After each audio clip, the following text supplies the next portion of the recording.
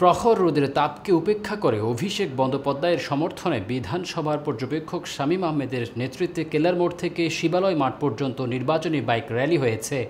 Staff reporter বাইজিৎ মণ্ডলের রিপোর্টে বিস্তারিত জানাচ্ছেন SKN রেশমা। হাতে মাত্র আর কয়েকটা দিন, তারপরেই আগামীকাল জুন মাসের প্রথমে 1 তারিখে দক্ষিণ 24 পরগনা জেলার ডায়মন্ড হারবার লোকসভা কেন্দ্রের লোকসভা নির্বাচন।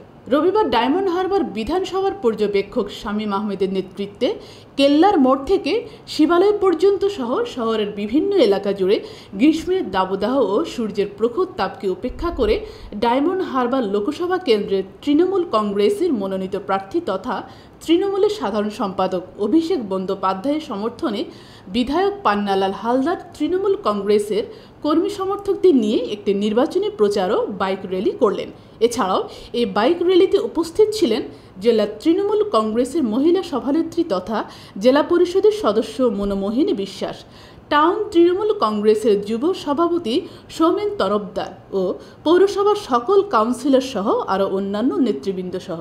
ওই নির্বাচনী প্রচার থেকে বাংলার প্রতি বিজেপির বঞ্চনার প্রতিবাদ জানিয়ে কার্যত বিজেপিকে এক হাতে নিলেন বিধায়ক পান্নালাল হালদার। এর পাশাপাশি তিনি পশ্চিমবঙ্গ সরকারের বিভিন্ন প্রকল্পের কথা তুলে ধরেন এই নির্বাচনী প্রচার থেকে। লোকসভা নির্বাচনী প্রচার ও জনসংযোগ সভা দক্ষিণ 24 পরগনা জেলা জুড়ে বিভিন্ন প্রান্তে ইতোমধ্যে জোর কদমে চলছে। শাসক ও বিরোধী দল একে অপরকে 1 ইঞ্চিও জমি ছাড়তে নারাজ।